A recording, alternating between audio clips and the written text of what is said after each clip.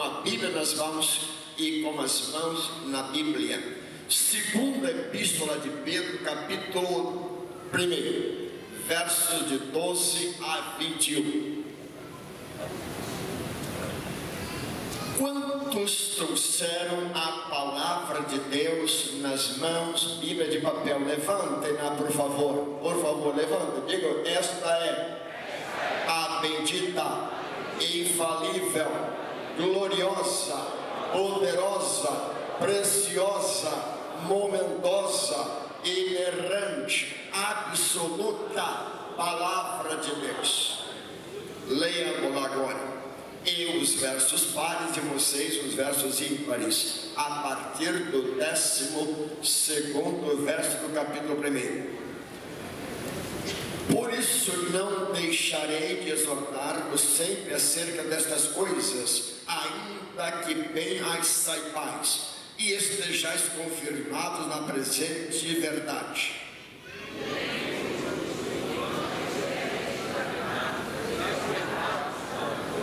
Sabendo que brevemente hei de deixar este meu tabernáculo, como também nosso Senhor Jesus Cristo já o tenho revelado.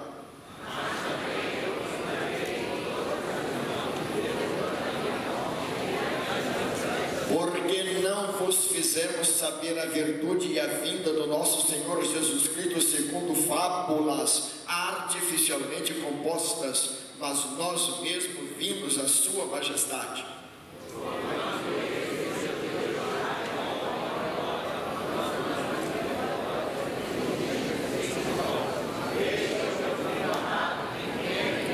E ouvimos esta voz dirigida dos céus, estando nós com ele no Monte Santo.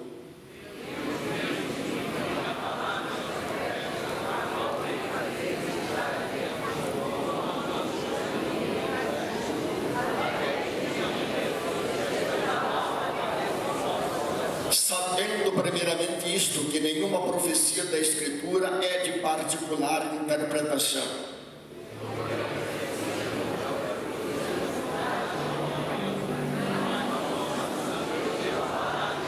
Aleluia. Digo agora, palavra fiel e digna de toda aceitação. Cantemos ao Senhor. Meus amados, quando eu venho ao templo, mesmo que tenha as minhas dificuldades, mesmo que também esteja cansado, mesmo que ainda esteja preocupado, uma das coisas que me faz vibrar é quando eu entro no templo, a sensação que tenho é de que estou entrando na presença do Senhor, na presença recriadora de Deus. Portanto, mesmo que você tenha motivos para chorar, motivos para desanimar, motivo para estressar, motivo para também dizer, olha, eu não quero cantar, não estou disposto a cantar, não tenho razão para cantar, eu tenho sofrido muito, estou passando por muitas necessidades, cante ao Senhor.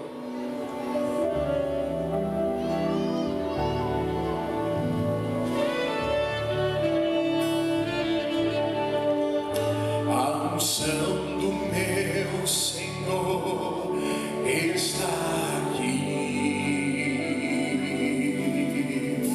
A unção do meu Senhor está aqui. Pra te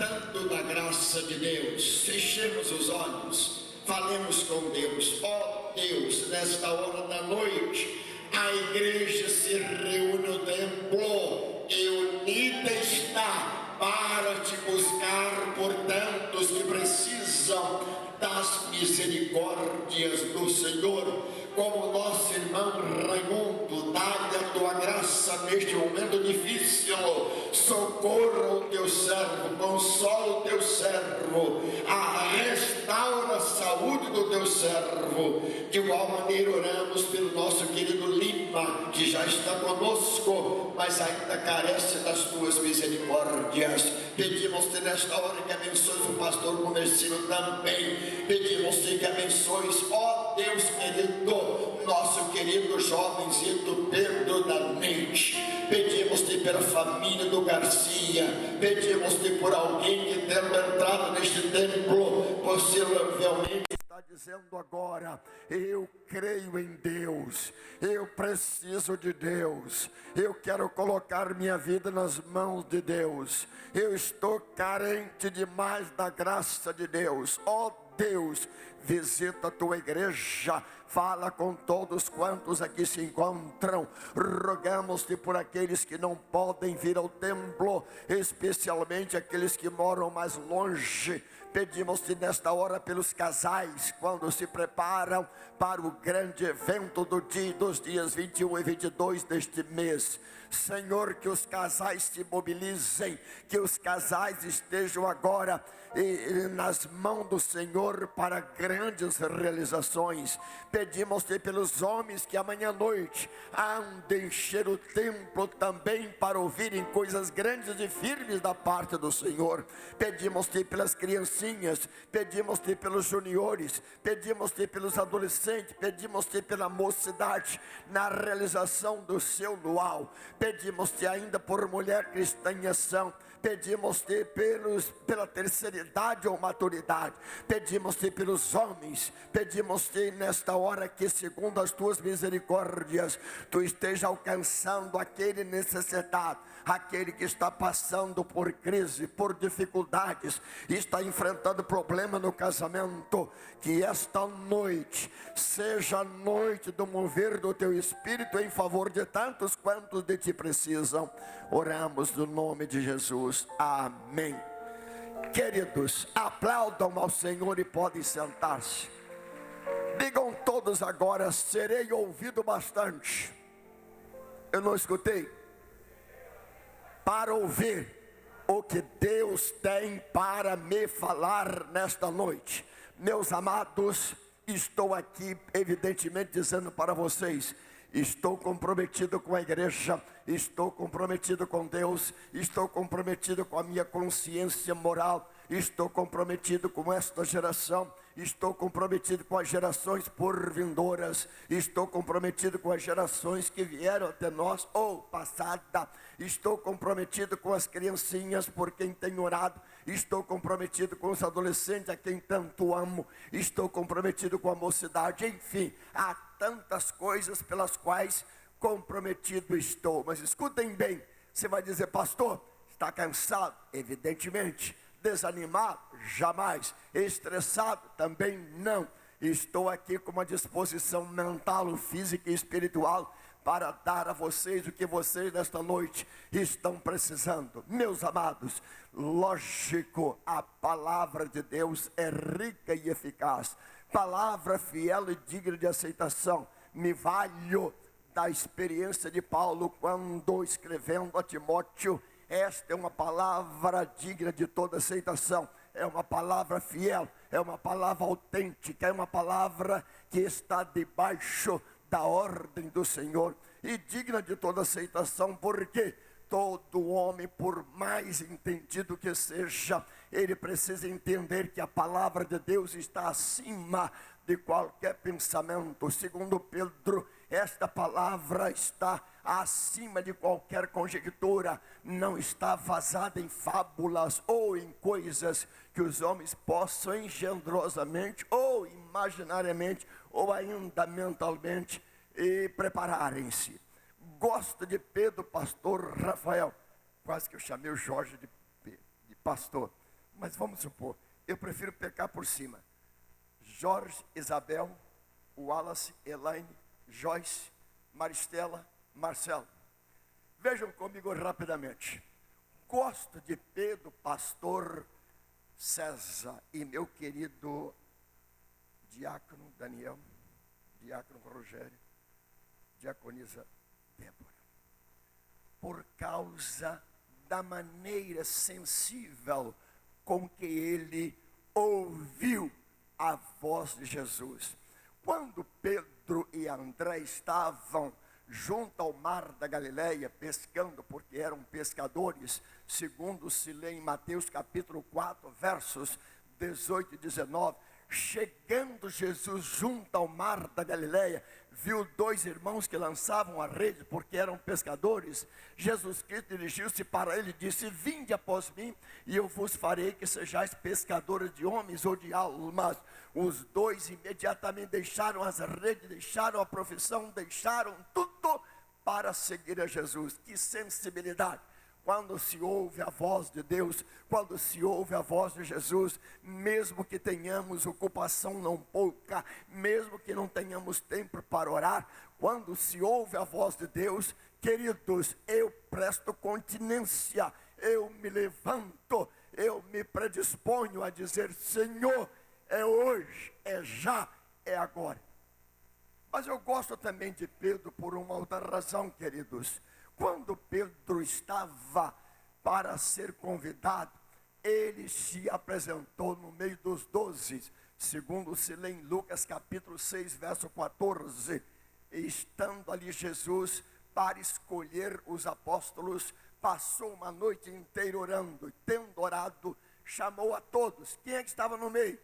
Pedro no meio dos 12.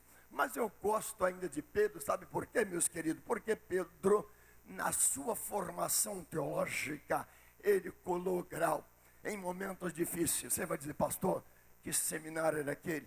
Imaginemos nós, pastor Rafael, pastor César, tem mais pastor aqui? Mas foi trasladado. Escutem, 3 anos aos pés de Jesus. Coisa maravilhosa. Aos pés de Jesus, vendo os milagres, vendo o que Jesus fazia, evidentemente Pedro aprendeu tudo a respeito do que ele poderia aprender com Jesus. E teve suas dificuldades, é verdade, mas Pedro as superou todas. Gosto de Pedro ainda porque ele era muito peremptório, era muito assoldado, era um pouco temperamental. Quando ele teve que definir numa situação em que todos estavam abandonando Jesus, segundo se lê em João capítulo 6, versos 69 e 70, quando aquelas multidões que corriam atrás de Jesus por causa dos milagres, por causa do pão, eis que ficaram apenas alguns discípulos.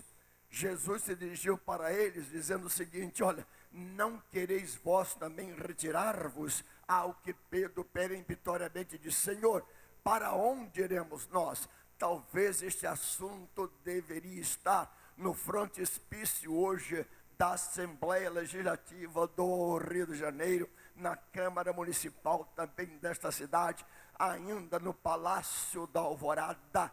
Para onde iremos nós? Para onde estamos sendo conduzidos? O que esperamos? Pedro se levanta naquela ocasião, mesmo que a maioria tenha abandonado o Senhor, ele diz: Senhor, nós temos crido e visto que tu és, que tu tens palavra da vida eterna.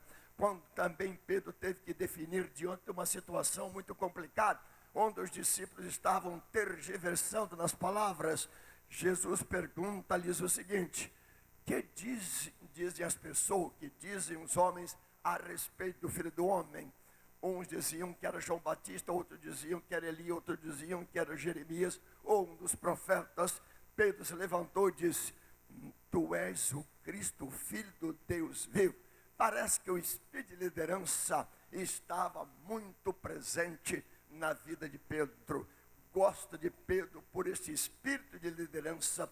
Gosto de Pedro porque ele estava sempre pronto a tomar tomar a direção quando as coisas estavam complicadas. Mas ainda, queridos, quando tantos dormiam naquela noite fatídica em que Jesus estava no horto do Getsemane ou do Getsemane, queridos, Pedro, João e Tiago estavam ali prontos para orarem, para ir um pouco mais fundo com Jesus. Meus amados, quando Jesus Cristo se transfigurou, lá estavam Pedro, Tiago e João. Quando Jesus Cristo foi curar a filha de Jairo, lá também estavam Pedro, Tiago e João. Enfim, brevemente estarei preparando uma apostila ou um estudo sobre a vida de Pedro, porque Pedro também foi muito importante no contexto do cristianismo primitivo e no contexto da igreja nascente. Mas ainda, querido, vejam vocês, eu gosto de Pedro por causa naquela pesca maravilhosa, segundo se lê em Lucas capítulo 5, Pedro estava com os demais lavando as redes, quando Jesus Cristo surpreendentemente aparece de manhã e percebe que eles estavam atônitos, estavam acéfalos, estavam, como quer dizer, nós trabalhamos a noite inteira, nada pescamos, fomos na hora certa, no lugar certo, procuramos os cardumes e não encontramos nada. Jesus Cristo disse para eles, Pedro, do barco de Pedro, escolheu o barco de Pedro. Jesus disse, faze-te ao mar alto. Pedro obedeceu e feito isto, apanharam uma grande quantidade de peixes. Doutra feita, João capítulo 21, verso de 1 a 9. Os discípulos outra vez dizem, nós vamos pescar. Ao que Pedro liderava o grupo, e tendo trabalhado toda a noite, nada apanhar. Lá pelas tantas da manhã, chega Jesus surpreendentemente e se dirige a eles, tendes vós alguma coisa para comer? Ao que responde Pedro, Senhor, nada temos, nada apanhamos. Jesus disse para eles, lançai agora a rede ao lado direito, e apanharam 153 grandes peixes. Por esta e outras razões, eu gosto muito de Pedro, mas meu querido, vamos ver uma outra razão muito forte, porque o pastor tem uma certa afinidade com os ensinos de Pedro, com os escritos de Pedro, com a apologia de Pedro, com as cartas de Pedro e com aquilo que Pedro fez. A única coisa que eu não tenho afinidade é com a negação de Pedro, mas tudo que ele afirmou, tudo que ele profetizou, tudo que ele pregou, gosto muito. Aliás, os primeiros capítulos de Atos dos Apóstolos são atribuídos à missão evangelística e evangelizadora de Pedro e João. Mas, meus amados, vamos considerar o texto que nós lemos nesta noite com algumas abordagens que devem ser consideradas. A primeira delas, em vida Pedro deixou este documentar. Parece que Pedro estava dizendo o seguinte, olha, eu vou partir. Eu vou deixar este tabernáculo, como o Senhor me disse. É claro que todos nós somos mortais. Pedro, então, antes de morrer, ele prepara isto e diz claramente nos versos 17, 18 e 19. Joga na tela, meu santo João. Talvez se abaixasse o som um pouquinho, pudesse até melhorar, meu santo. Está prejudicando vocês? Não. Então continue, vá lá. Eu não quero ferir vocês. Leiamos os versos 16, 17 e 18. Porque não vos fizemos saber, não dá para ler lá em cima, aqui atrás não quero olhar, não quero dar as costas para vocês. Vamos lá. Porque vos fizemos saber a virtude e a vinda do nosso Senhor Jesus Cristo.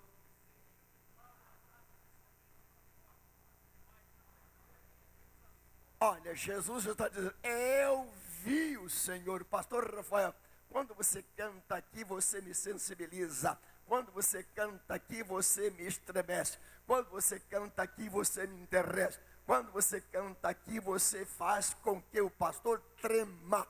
Meu querido, Pedro está dizendo, eu vi a sua majestade, estando com ele no Monte Santo. Quando eu estive no Monte da Transfiguração, eu vi a beleza de Jesus, eu vi a figura de Jesus, eu vi o esplendor de Jesus, eu vi a magnitude de Jesus, eu vi a grandeza de Jesus, eu vi a infinitude de Jesus, eu vi a glória de Jesus. Verso 17. Porquanto ele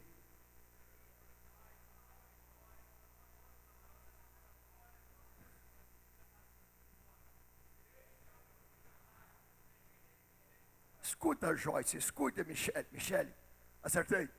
Não. Marcelo, escutem bem. Jesus, quando estava transfigurando-se no monte da transfiguração, segundo se lê em Mateus 17, Marcos 9, Lucas também 9, textos correlatos dos evangelhos chamados sinóticos com a mesma ótica. Meus amados, naquele momento, eles ouviram uma voz do céu que lhes dizia: este é o meu filho amado, em quem tenho todo prazer. Noutra palavra, este é o meu filho amado que faz toda a minha vontade. Este é o meu filho amado em quem eu me tenho comprazido. Lindo texto, mas ele logo adiante diz: a ele ouvi. Tem muita gente hoje que está ouvindo vozes estranhas de maneira surpreendente e até mesmo atônita. Está dizendo: pastor, eu não consigo dormir direito, eu estou ouvindo vozes. Pastor, eu vou procurar um psicólogo, que Deus te abençoe. Eu vou procurar um terapeuta, que Deus te ajude. Eu vou procurar um psicanalista, que Deus também faça com que você entenda.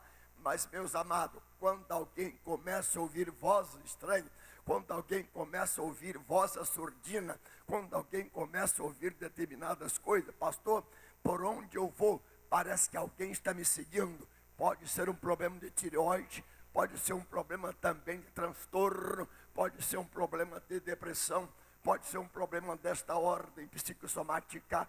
O importante é você descobrir que vozes estranhas você não deve ouvir. Você precisa ouvir a voz de Jesus, a Ele ouvir. Levanta o seu braço e diga comigo agora: eu quero ouvir a voz de Jesus. Eu preciso ouvir a voz de Jesus. É a voz que eu quero ouvir.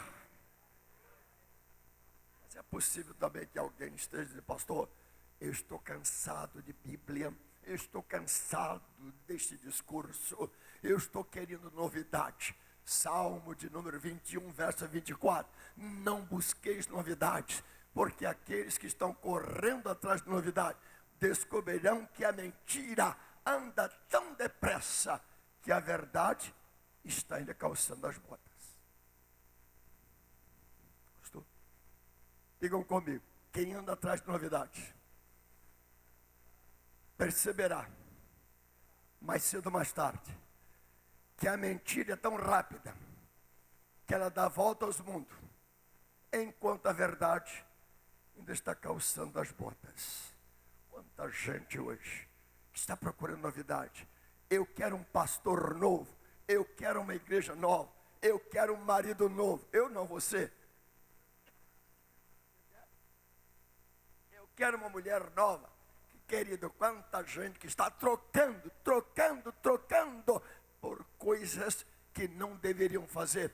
Nós precisamos de ter originalidade, nós precisamos de ter verdade, nós precisamos de ter autenticidade, nós precisamos ouvir a voz de Deus.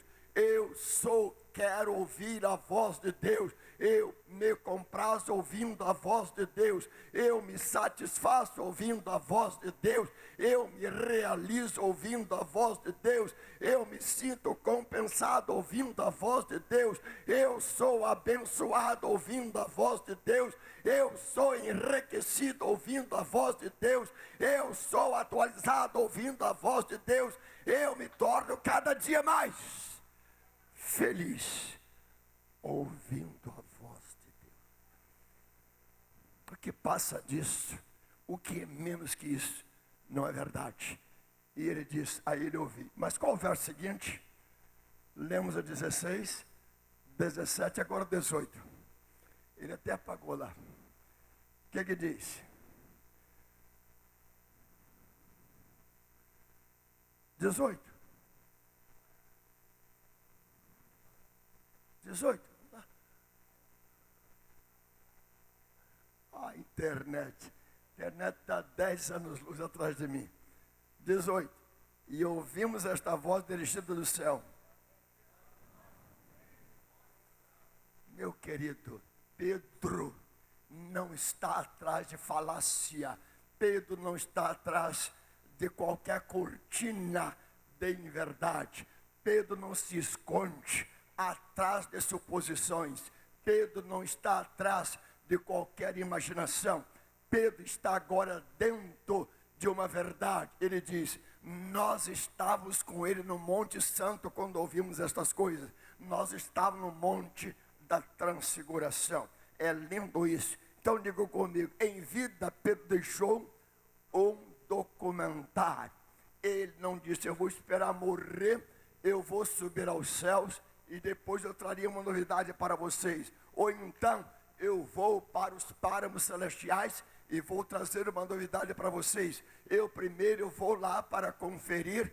Tendo conferido em loco, eu volto para dizer para vocês. Pedro disse: não, eu estive com Jesus e isto é satisfaz. Ponto 2. Em vida deixou-nos exemplos de vida. Quem nós estamos seguindo? Qual é o referencial que temos hoje? Meus amados, durante tantos anos da minha vida, eu acompanhei Dr. Billy Graham, o homem que ainda vive e está pregando, pelo menos em lugares menores, em coisas menores, viúvo que é, mas ainda continua dando testemunho da graça e da misericórdia de Deus. Aquele homem me ensinou muita coisa, aquele homem me ensinou a pregar, aquele homem me ensinou a ser fiel, aquele homem me ensina ainda a ser fiel, aquele homem me ensina a ser honesto, aquele homem me ensina a ser marido de uma só mulher, aquele homem me ensina a ser feliz no ministério, aquele homem me diz o seguinte: olha, pastor Teodomiro, quer ser próspero no reino de Deus, pratique a palavra de Deus. Meus amados, outros homens também, que já tenho citado aqui tantas vezes, me ensinaram enquanto vivos, e hoje, depois de mortos, ainda falam comigo pela maneira extraordinária com que eles viveram o Evangelho. E Pedro deixou-nos exemplo extraordinário como este. Atos capítulo 2, verso 37 a 47. Não há tempo para ler tudo, mas mais ou menos eu vou passar para vocês. Ouvindo os discípulos a pregação de Pedro, Pedro que agora estava vivendo seu segundo estágio, o primeiro da sua vocação, primeiro da sua formação teológica, primeiro até mesmo da sua negação, primeiro das suas atividades tantas. Por fim, Pedro tornou-se um pregador exponencial. Segundo se lê em Atos capítulo 2, verso 37 a 47. Ouvindo aqueles que ali estavam a pregação de Pedro, compungiram em seus corações e disseram: varões israelitas, que faremos? Disse Pedro: arrependei-vos de cada um de vós, seja batizado em nome do Senhor Jesus Cristo, porque a palavra diz respeito a vós, a vossos filhos e a tantos quanto o Senhor chamar. Não dá para citar tudo, né? Também não é um computador, né, pastor? Quase. Então vocês vejam, aí você vai até o verso 47, que fala de uma igreja extraordinária, que fala de quase 5.000 aceitando a Cristo, que fala de tantos quantos, ouvindo tudo, perseveravam na doutrina dos apóstolos, na comunhão, no partir do pão, nas orações, e toda a igreja se sentia feliz por ouvir a pregação de Pedro. Quando chega no capítulo 3, versículo 6, Pedro chega a dizer com João para aquele paralítico: não temos prata nem ouro, mas isso que temos, isso te damos. Em nome de Jesus, que levanta-te e anda. Palavra poderosa. O homem se levantou, pôs-se em pé, firmou os seus artelhos, correu para o templo, louvando, saltando e glorificando a Deus. E todos que ouviram estas coisas e viram estas coisas, ficaram maravilhados. Quando chega no capítulo 4, outra vez, Pedro e João, cheios do Espírito Santo, prega com tal poder e persuasão a palavra de Deus, que quase 5.000 pessoas se convertem a Cristo Jesus. Quando chega, meu querido, no capítulo 8, Pedro dá outra vez uma lição de capacidade para pregar a palavra de Deus. Quando chega no capítulo 9, agora joga na tela, me poupa um bocadinho, deixa eu beber uma água aqui. Capítulo 9, 33 e 34, joga na tela, João.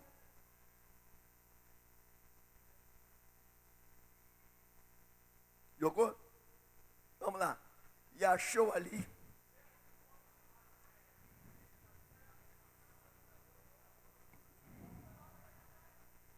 O que Pedro disse? Eu aprendi com Jesus. Jesus chegava para o paralítico e dizia: levanta-te, toma o teu leito e fica aí. Fiquemos em pé. Digamos agora, Jesus, quando chegou para aquele paralítico, segundo Marcos capítulo 2, disse para ele: levanta-te, toma o teu leito e continua na mesma. Então vamos lá. Levanta-te, toma o teu leito e anda, calque, caminhe, ande. Não fique na mesma. Jesus faz diferença. Pedro também, quando chegou em Lida, ele apresentou esta realidade, dizendo para Enéas: eu sei que você está aí há tanto tempo enfermo, nesta cadeira de rodas. Pastor, não tinha cadeira de rodas, coisa que eu valha. Ali estava um homem que jazia há tantos anos. Pedro disse para Enéas: cadê o Enéas? Enéas, esse nome é importante. Jesus disse para Enéas, o quê?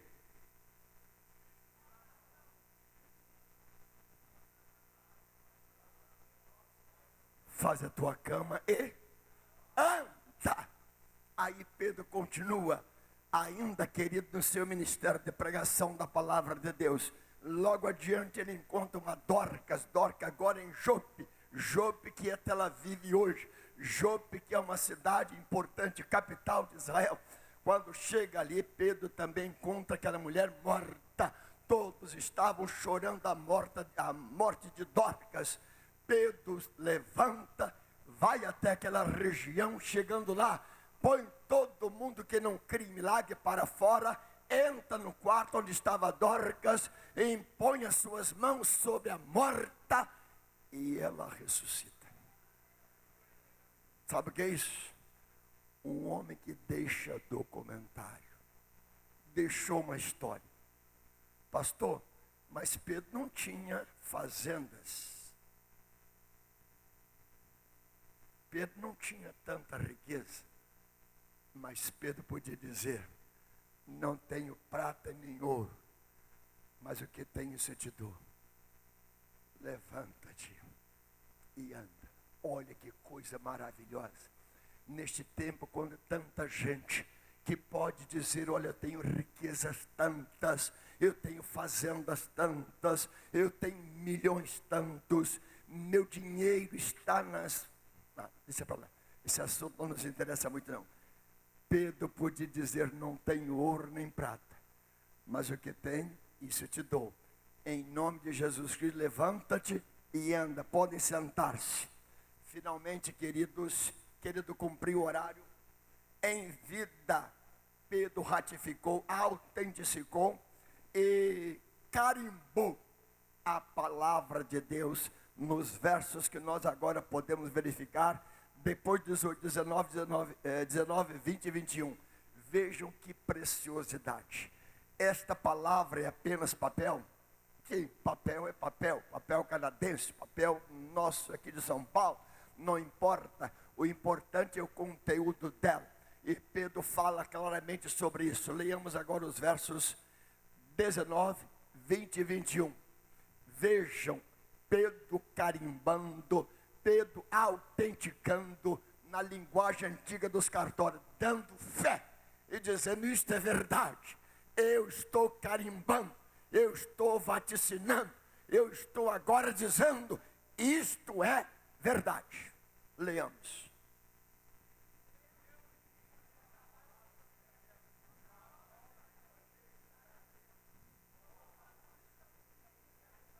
Até que o dia amanheça, sabendo primeiramente isto: ninguém venha me dizer que o papel aceita tudo, que isto aqui é uma história, que isto aqui é coisa de carochinha. Não, meu querido. Ainda que as traduções hoje sejam tantas, ainda que as versões também se multipliquem, ainda que os homens possam acrescentar ou tirar vírgulas, ainda que os homens estejam tentando colocar a Bíblia na linguagem de hoje, esvaziando o seu original, esvaziando o que é mais precioso, ou estiolando, ou ainda execrando, ou ainda estrangulando a verdade, a Bíblia continua verdade e imortal. E é por isso que o pastor diz aqui com frequência: esta é a palavra de Deus, esta é a verdade escriturística, esta é a palavra da verdade, esta é a palavra que o Senhor nos deixou. E foi Pedro que autenticou isto, dizendo: nenhuma profecia da Escritura provém de particular elucidação, mas os homens inspirados de Deus falaram da parte de Deus, movido pelo Espírito de Deus. Que Deus possa nos abençoar, para que em meio a tantas palavras, a tantos discursos, a tantas letras, a tantas filosofias, a tantas poesias, a tantos desvários, saibamos nós dizer: a palavra de Deus é viva e eficaz, e ela me satisfaz. Fechem agora os olhos. E eu quero falar com vocês que visitam a igreja e com tantos que precisam da graça de Deus. Quem sabe vocês